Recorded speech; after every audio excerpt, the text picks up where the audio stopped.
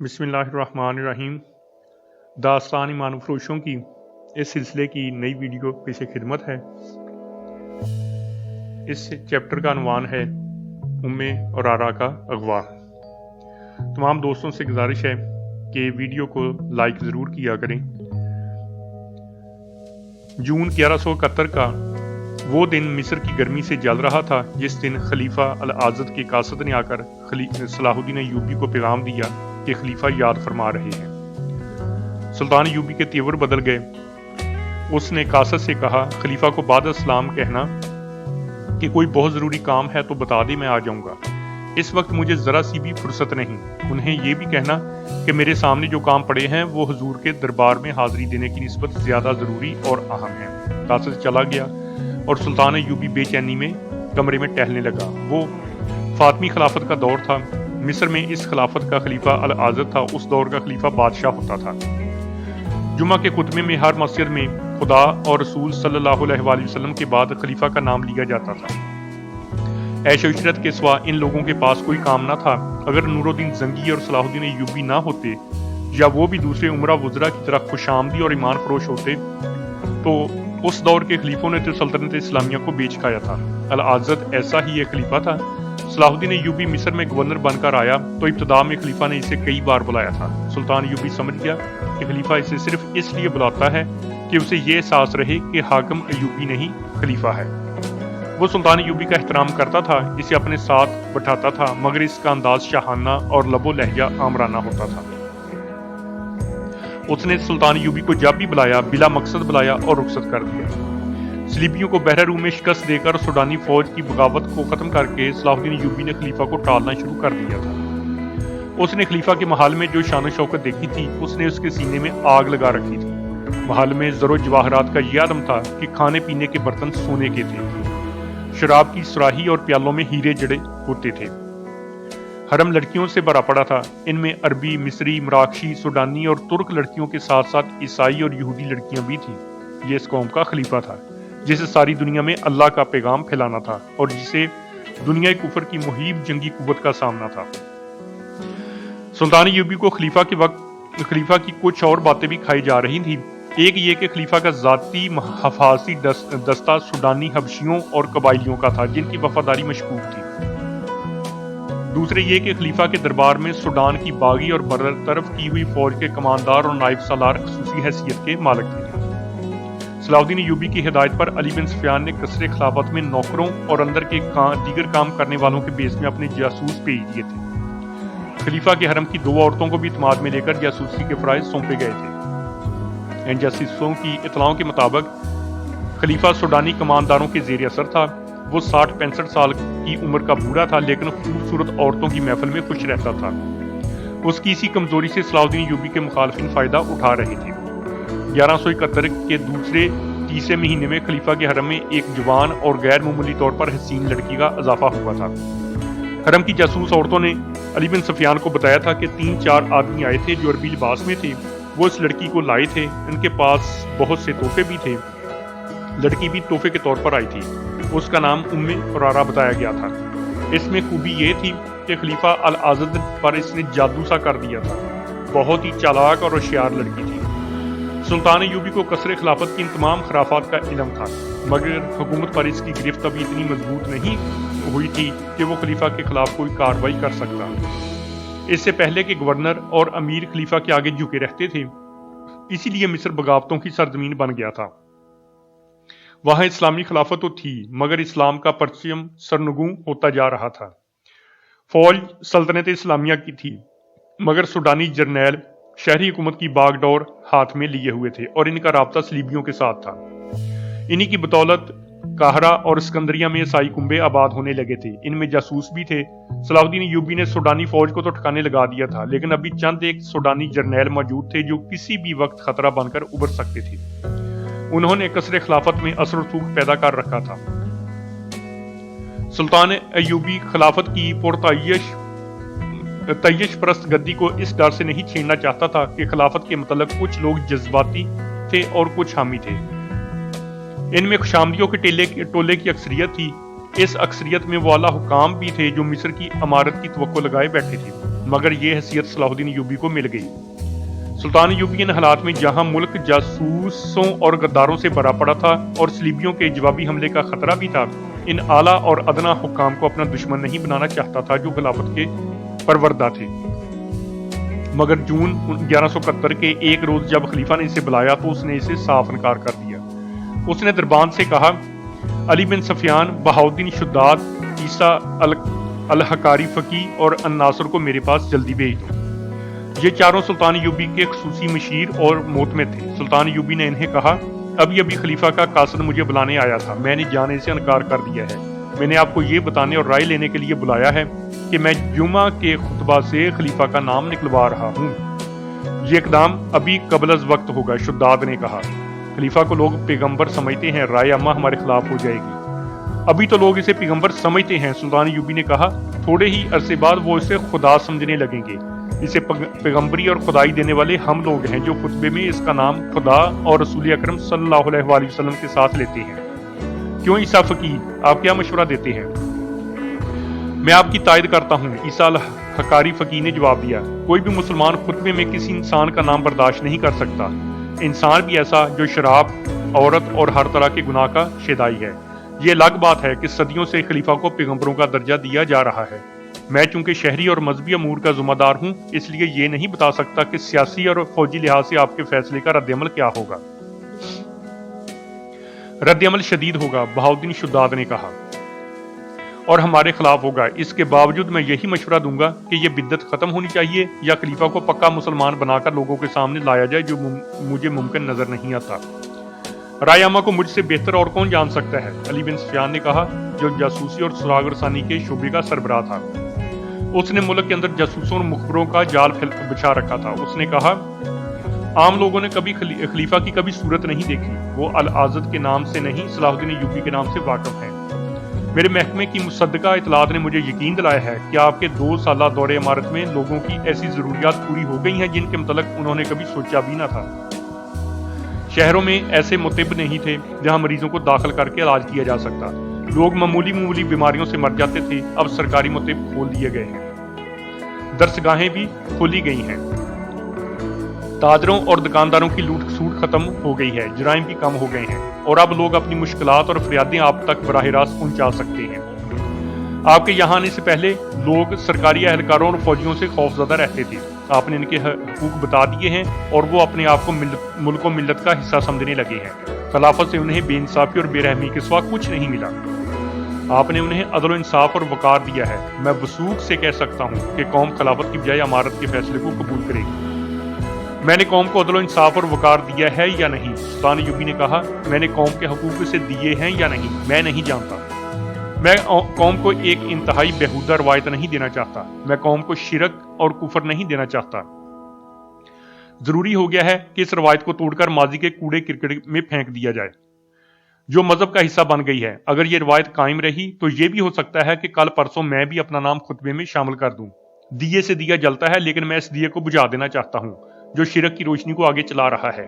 कसरे खिलाफत बदकारी का अड्डा बना हुआ है। खलीफा उस रात भी शराब पिए हुए हरम के हुस्न में बदमस्त पड़ा था जिस रात सुडानी फौज ने हम पर हमला किया था। अगर मेरी चाल नाकाम हो जाती तो मिस्र से इस्लाम का परचम उतर जाता। जब अल्लाह के सिपाही शहीद हो रहे थे उस वक्त भी खलीफा शराब पिए हुए था। मैं उसे अहकाम के मुताबिक ये बताने गया कि सल्तनत पर क्या तूफान आया था और हमारी फौज ने इसका दमखम किस तरह तोड़ा है, तो उसने मस्त सांड की तरह झूम कर कहा था, शाबाश, हम बहुत खुश हुए। हम तुम्हारे बाप को खुसूसी कासद के हाथ मुबारकबाद और इनाम भेजेंगे। मैंने उसे कहा कि खलीफातुल मुस्लिमीन, मैंने अपना फर्ज अदा किया है। मैं ये फर्ज अपने बाप की खुशनुदी के लिए नहीं, अल्लाह और उसके रसूल की खुशनुदी के लिए अदा किया है। उस बुढ़े खलीफा ने कहा, सलाहुद्दीन अय्यूबी, तुम अभी बच्चे हो मगर काम तुमने बड़ों वाला कर दिखाया है।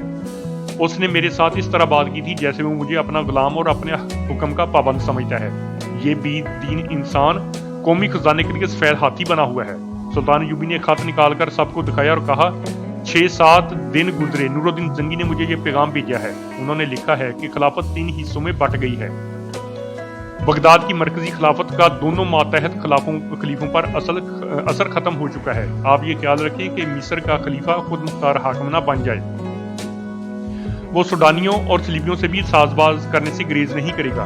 मैं सोच रहा हूँ कि खिलाफत सिर्फ बगदाद में रहे और जैली खलीफे खत्म कर दिए जाएं, लेकिन मैं डरता हूँ कि इन लोगों ने हमारे खिलाफ साजिशें तैयार कर रखी हैं।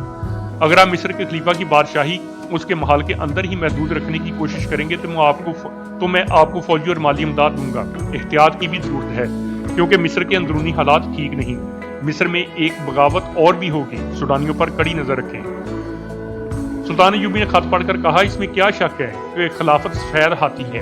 क्या आप देखते नहीं कि खलीफा अल-आज़द दौरे पर निकलता है तो आपकी आधी फौज इसकी हिफाजत के लिए हर तरफ फैला दी जाती है। लोगों को मजबूर किया जाता है कि वो खलीफा के रास्ते में चादरें और कालीन बिछाएं।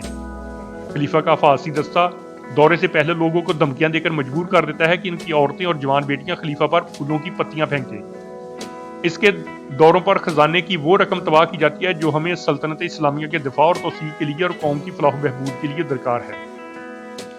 इसके अलावा इस पहलू पर भी गौर करो कि हमें मिस्री अवाम पर, यहाँ के ईसाइयों और दीगर गैर मुस्लिमों पर यह साबित करना है कि इस्लाम शहनशाहों का मजहब नहीं। ये अरब के सहराओं के गुडरियों, किसानों और शुतरबानों का सच्चा मजहब है और ये इंसान को इंसानियत का वो दर्जा देने वाला मजहब है जो खुदा को अजीज है। ये भी हो सकता है कि खलीफा के खिलाफ कार्रवाई करने से आपके खिलाफ ये बहतान तराशी होने लगे कि खलीफा की जगह आप खुद हाकम बनना चाहते हैं। शुद्दाद ने कहा, आज झूठ और बादल की जड़ें सिर्फ इसलिए मजबूत हो गई हैं कि मुखालफत और मुखालफाना रद्दअमल से डर कर लोगों ने सच बोलना छोड़ दिया है। हक की आवाज सीनों में दबकर रह गई है। शाहाना दौरों ने और शहनशाहियत के इजहार के अच्छे तरीकों ने राया के दिलों से वो बुखार खत्म कर दिया है जो कौम का तुर्रा इम्तियाज था। अवाम को भूखा रखकर और इन पर जबरदस्ती अपनी हुक्मरानी ठोंस कर इन्हें गुलामी की उन जंजीरों में बांधा जा रहा है जिन्हें हमारे रसूल अकरम सल्लल्लाहु अलैहि वसल्लम ने तोड़ा था। हमारे बादशाहों ने कौम को इस पस्ती तक पहुंचा दिया है कि ये बादशाह अपनी अयाशियों की खातर सलीबियों से दोस्ताना कर रहे हैं, उनसे पैसे मांगते हैं और सलीबी आहिस्ता आहिस्ता सल्तनत इस्लामिया पर काबज होते चले जा रहे हैं। आपने शुद्दाद मुखालफत की बात की है, हमें मुखालफत से नहीं डरना चाहिए।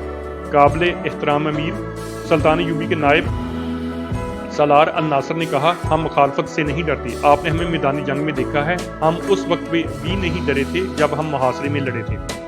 हम भूखे और प्यासे भी लड़े थे। सलीबियों के तूफान हमने इस हालत में भी रोके थे जब हमारी तादाद कुछ भी नहीं थी। मगर मैं आपको आपकी ही कही हुई एक बात याद दिलाना चाहता हूँ। आपने एक बार कहा था कि हमला जो बाहर से आता है उसे हम कलील तादाद में भी रोक सकते हैं, लेकिन हमला जो अंदर से होता है और जब हमलावर अपनी कौम के अफराद होते हैं तो हम एक बार चौंक उठते और सुन हो जाते हैं कि या खुदा जुल जलाल ये क्या हुआ। काबिल एहतराम अमीर मिस्र, जब मुल्क के हाकम मुल्क के दुश्मन हो जाएं तो आपकी तलवार नियाम के अंदर तड़पती रहेगी, बाहर नहीं आएगी। आपने दुरुस्त कहा। नासर सुल्तान अय्यूबी ने कहा, मेरी तलवार नियाम में तड़प रही है, यह अपने हाकमों के खिलाफ बाहर नहीं आना चाहती। मेरे दिल में कौम के हुक्मरानों का हमेशा एहतराम रहा है। मुल्क का हुक्मरान कौम की अजमत का निशान होता है, कौम के वकार की अलामत होता है। लेकिन आप सब गौर करें कि हमारे हुक्मरानों ने कितनी कुछ अजमत और कितना कुछ वकार रह गया है। मैं सिर्फ खलीफा अल-आज़द की बात नहीं कर रहा। अली बिन सुफियान से पूछो, इसका महकमा मूसल, हलब, दमिश्क, मक्का और मदीना की जो खबरें लाया है वो ये है कि खिलाफत की तयश परस्ती की वजह से जहां जहां कोई अमीर महाकम है वो वहां का मुख्तार कुल बन गया है। सल्तनत इस्लामिया टुकड़ों में बढ़ती जा रही है। खिलाफत इस कदर कमजोर हो गई है कि इसने उमरा और हुकाम को जाती सियासतबाजियों के लिए इस्तेमाल करना शुरू कर दिया है। मैं इस खतरे से बेखबर नहीं कि कौम के बिखरे हुए शराजे को हम जब यकजा करने की कोशिश करेंगे तो ये और बिखरेगा। हमारे सामने पहाड़ खड़े हो जाएंगे, लेकिन मैं घबराऊंगा नहीं और मुझे उम्मीद है कि आप भी नहीं घबराएंगे। मैं आपके मशवरों का एहतराम करूंगा, लेकिन मैं आइंदा खलीफा के बुलावे पर सिर्फ इस सूरत में जाऊंगा जब कोई जरूरी काम होगा। फौरी तौर पर मैं खुतबे से खलीफा का नाम और जिक्र निकलवा रहा हूँ।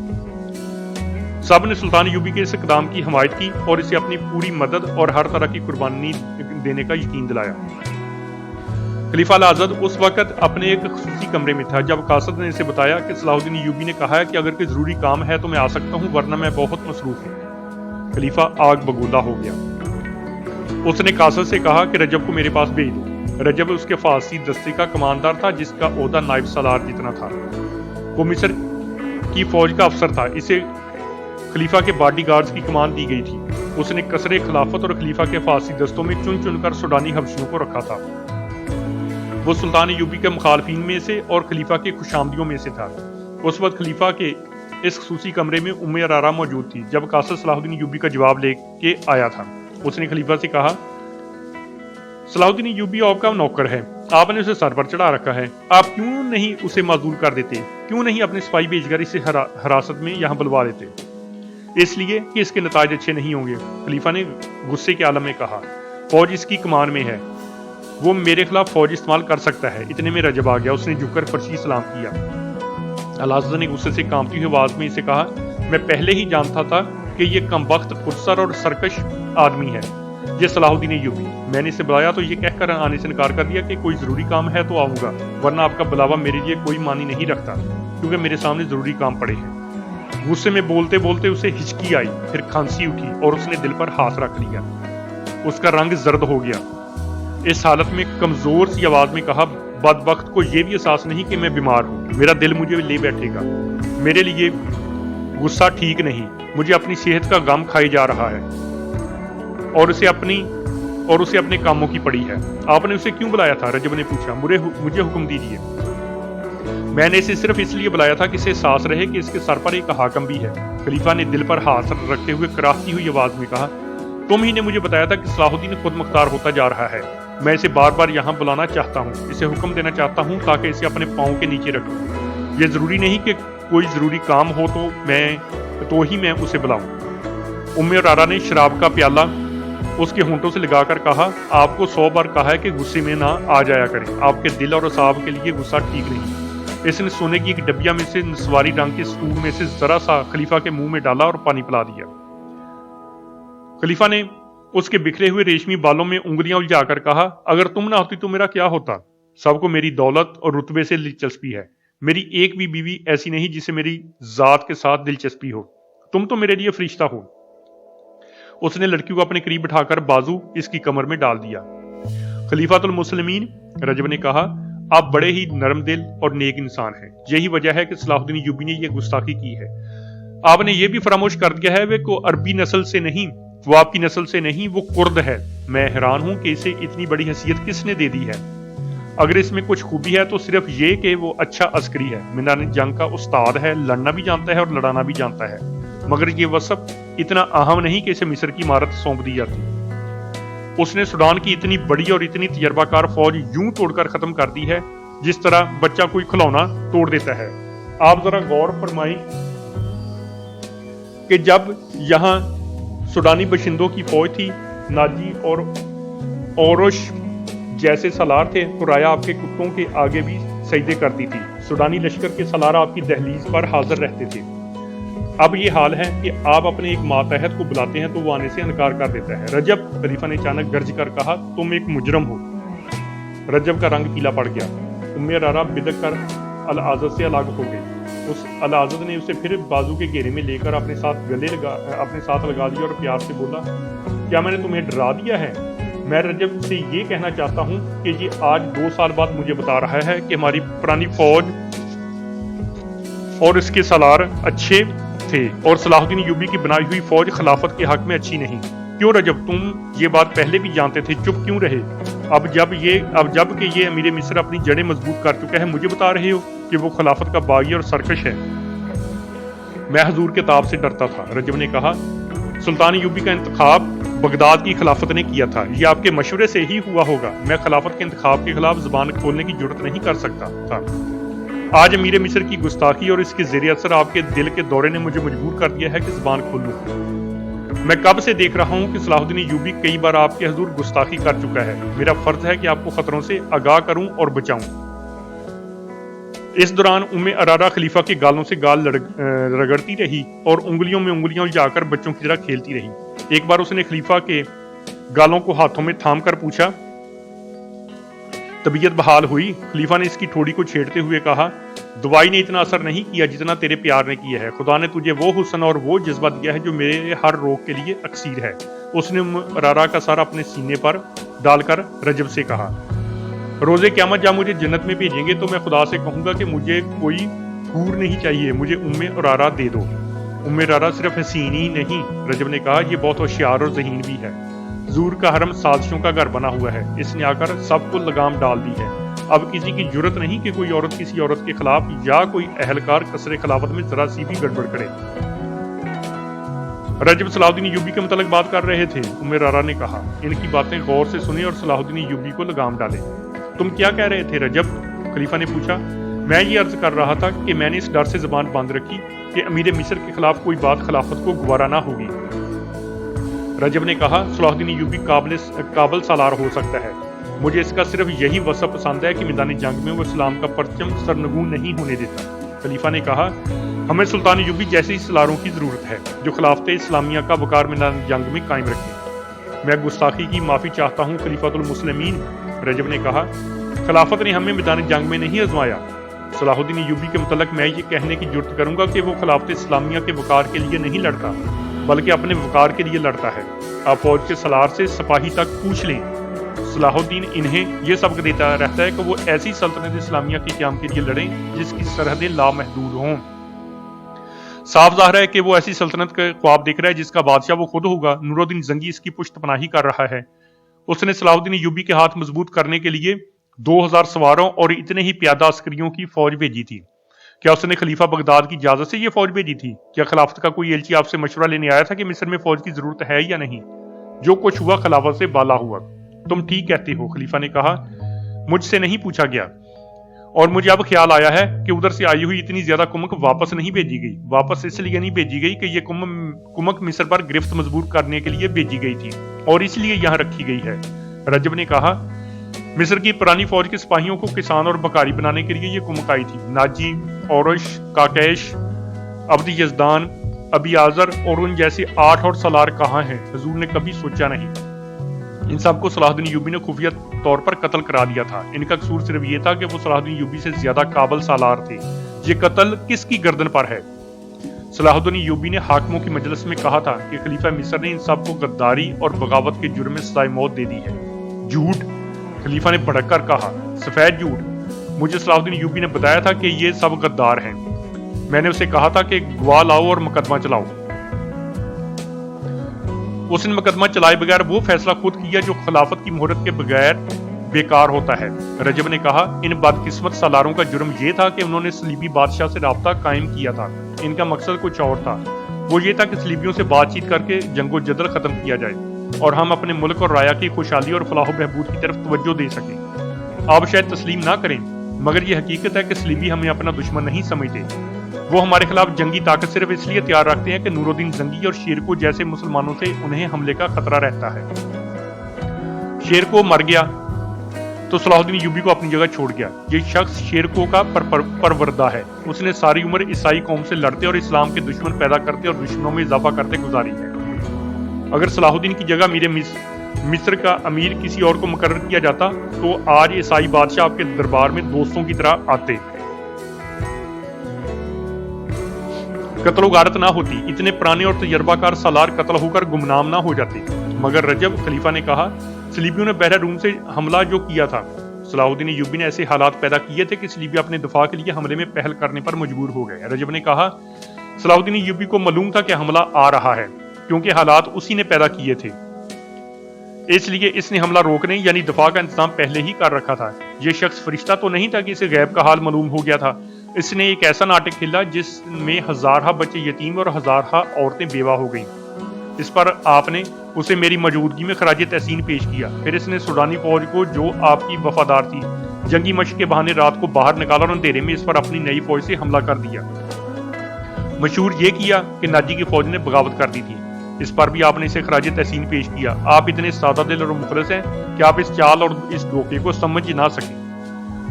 اس دوران ام رارا جو عرب کے حسن کا شاہکار تھی، خلیفہ العزد کے ساتھ بڑی معصومیت سے کچھ ایسی فحش حرکتیں کرتی رہی کہ العزد پر شراب کا نشہ دگنا ہو گیا۔ اس کی ذہنی کیفیت اس لڑکی کے قبضے میں تھی۔ رجب کی باتیں اور دلیلیں اس کے دماغ میں اترتی جا رہی تھی۔ اس کی زیادہ تر توجہ ام رارا پر مرکوز تھی۔ رجب کی باتیں تو وہ ضمنی طور پر سن رہا تھا۔ رجب نے صلاح الدین ایوبی پر ایک انتہائی بےہودہ وار کیا۔ اس نے کہا، اس نے ایک اور فریب کاری شروع کر رکھی ہے۔ کسی خوبصورت اور جوان لڑکی کو پکڑ کر اس کی آبرو ریزی کرتا ہے اور چند دن عیش کر کے اسے یہ کہہ کر مروا دیتا ہے کہ یہ جاسوس ہے۔ عیسائیوں کے خلاف قوم میں نفرت پیدا کرنے کے لیے اس نے فوج اور عوام میں یہ مشہور کر رکھا ہے کہ صلیبی اپنی लड़कियों को मिस्र में जासूसी के लिए भेजते हैं और वो बदकार औरतों को भी यहाँ भेजते हैं जो कौम का अखलाक तबाह करती हैं। मैं इसी मुल्क का बाशिंदा हूँ। यहाँ जितने कैबा खाने हैं वहाँ मिस्री और सूडानी औरतें हैं। अगर कोई ईसाई औरत है तो वो किसी का जासूस नहीं, ये इसका पेशा है। मुझे हरम की 3-4 लड़कियों ने बताया है तो सुल्तान अय्यूबी ने अपने घर बुलाया और खराब किया था। उम्मे अरारा ने कहा। खलीफा भड़क उठा और कहा, मेरे हरम की लड़कियां, तुमने मुझे पहले क्यों नहीं बताया? इसलिए कि आपकी बीमारी में ये खबर आपके लिए अच्छी नहीं थी। उम्मे अरारा ने कहा, अब भी ये बात मेरे मुंह से बेख्तियार निकल गई है। मैंने इसे ऐसा इंतजाम कर दिया है कि अब कोई लड़की किसी के बुलाने पर बाहर नहीं जा सकती। मैं उसे अभी बुलाकर दुर्रे लगवाऊंगा। खलीफा ने कहा, मैं इंतकाम लूंगा। इंतकाम लेने के तरीके और भी हैं। रजब ने कहा, इस वक्त अवाम सलाहुद्दीन अय्यूबी के साथ हैं, ये लोग आपके खिलाफ हो जाएंगे, तो क्या मैं अपनी ये तौहीन बर्दाश्त कर लूं? खलीफा ने कहा, नहीं। रजब ने कहा, अगर आप मुझे इजाजत दें और मेरी मदद करें तो मैं सलाहुद्दीन अय्यूबी को इस तरह गायब कर दूंगा जिस तरह इसने मिस्र की पुरानी फौज के सलारों को गुम कर दिया है। तुम ये काम किस तरह करोगे? खलीफा ने कहा, हशीशीन ये काम कर दिखाएंगे। रजब ने कहा, वो रकम बहुत ज्यादा तलब करते हैं। रकम का मुतालबा जिस कदर होगा वो मैं दूंगा। खलीफा ने कहा, तुम इंतजाम करो। ये थी आज की वीडियो, ये तारीखी कहानी इंशाल्लाह आगे इसी तरीके से चलती रहेगी। जल्द ही नई वीडियो के साथ हाजिर होंगे। अल्लाह हाफिज।